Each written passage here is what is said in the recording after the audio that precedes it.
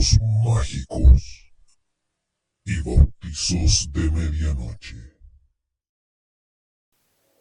Bienvenidos y bienvenidas a un nuevo podcast de relatos mágicos y bautizos de medianoche del Instituto Arcano Paracelso. En el podcast de hoy nos corresponde nuestra sección Encuentros con extraterrestres en Chile.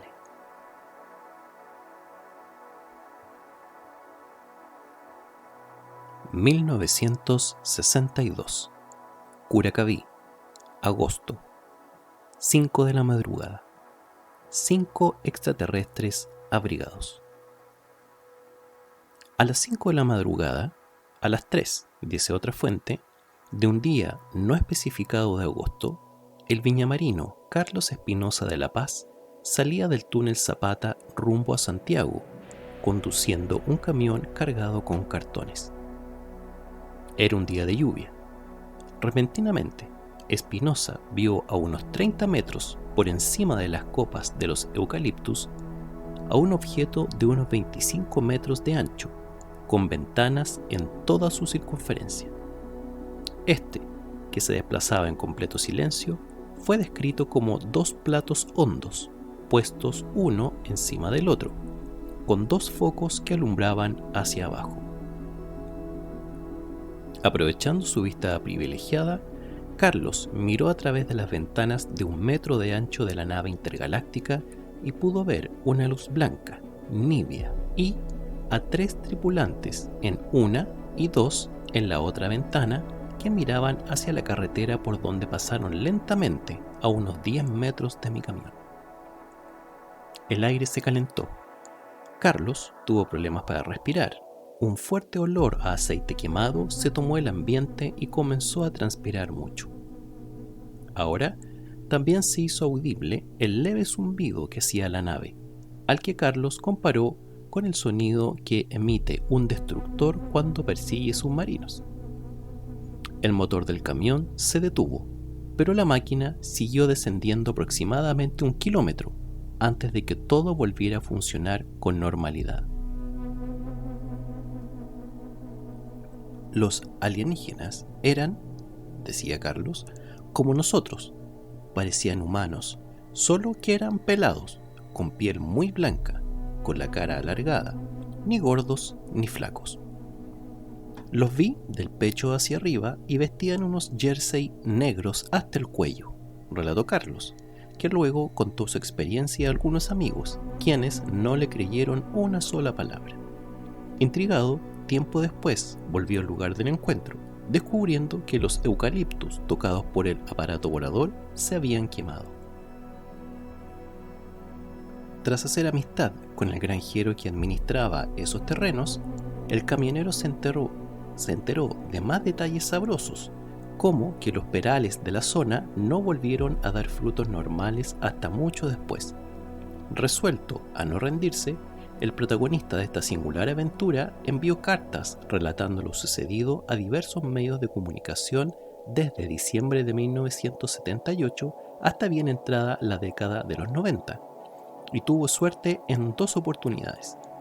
El escritor Hugo Correa consignó el caso en una columna en 1983 y La Estrella de Valparaíso lo entrevistó en una fecha posterior a 1995. 1964. Los Andes, marzo o abril, 17:30 horas. Un número misterioso. Remigio es el nombre que eligió el conocido locutor Patricio Varela para identificar a un hombre que deseaba guardar el anonimato. En algún momento de marzo o abril de 1964, el joven campesino u obrero, nunca queda claro, iba a casa de su abuela en lo alto del Cerro La Mesa, en los Andes, cuando se encontró en un sitio tapado por matorrales y piedras con un objeto circular plateado y brillante posado sobre 3 patas. Se acercó a tocarlo, pero antes de lograr su objetivo se sintió inmovilizado por la presencia de 2 sombras. Pese a estar paralizado, Remigio se sentó en el suelo. Los seres, que eso eran las sombras, tenían los ojos oblicuos, la nariz chata, los labios delgados y medían 1,60 m. Además, vestían un traje plateado con escamas romboides que solo dejaba al descubierto las manos y la cara blancas como la harina, dramáticamente blancas, según Varela. También portaban un cinturón, en el cual había una serie de aparatitos colgando, uno de los cuales proyectó un rayo que dio a nuestro héroe la sensación de que le comunicaban unos números, el 1, el 75 y el 5, algo sobre los movimientos de la Tierra y la composición del platillo. Varela, quien conversó con el testigo en varias ocasiones, afirmó que Remigio sentía una extraña liviandad y le parecía que le entraba conocimiento en el cerebro cuando el rayo lo golpeó. Pese a haber ocurrido en 1964, el caso recién se conoció en 1968, cuando Remigio, que solo había cursado hasta la quinta preparatoria, es decir, 5 años de enseñanza básica, le escribió una carta al locutor, que se había hecho conocido con su programa Los OVNIs, tema de conversación, en Radio Portales. Varela defendía la veracidad del testimonio, dado que el protagonista era una persona sin la cultura suficiente como para inventar una historia así, o sea, lo que podríamos llamar un buen salvaje.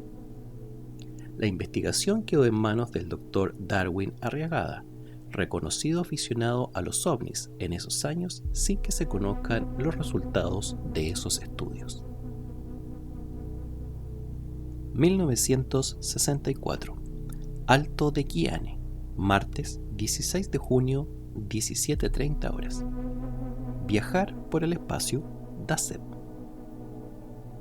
Rafael Aguirre Donoso, cuidador de lanchas de la bahía de Arica, vio aterrizar un cohete de 3.5 metros de altura por 1.5 metros de ancho en las cercanías de Alto de Quiane. El hombre venía de un cateo de minas en el desierto cuando, en el cruce de 2 caminos, vio que el objeto tomaba tierra y descendían de su interior 2 tipos altos y rubios con traje que se parecían a los de los cosmonautas de las películas.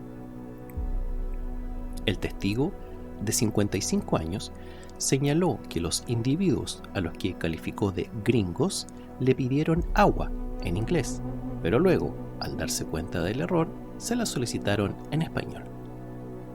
Aguirre les dio la que él llevaba en su cantimplora. Bebieron en un vaso de plástico y después llenaron un recipiente similar al del lanchero, aunque cubierto de terciopelo azul. Aguirre indicó que la nave tenía una ametralladora en la parte superior de la cabina y unos proyectiles adheridos a su estructura. Tras dar las gracias, los forasteros abordaron y desaparecieron rápidamente. A 500 metros de altura, el cohete ya no se veía, relató el cateador de minas. Según se informó en esa oportunidad, las autoridades militares de la zona lo interrogaron e incluso revisaron el lugar del aterrizaje, donde no fueron halladas huellas de ningún tipo. Aguirre Donoso, que también contó que los visitantes le preguntaron por el precio del agua, se manifestó molesto porque su experiencia había sido tomada con humor por la gente, que se mostró reacia a tomar en serio semejante narración. En realidad es para no creerlo. Por eso me resistí en los primeros instantes en que llegué a la ciudad a contar todo lo sucedido, dijo el diario local Concordia. Estas han sido las historias de hoy. En nuestra sección Encuentros con extraterrestres en Chile, en Relatos Mágicos y Bautizos de Medianoche del Instituto Arcano Paracelso. Nos vemos en el siguiente podcast. Relatos mágicos y bautizos de medianoche.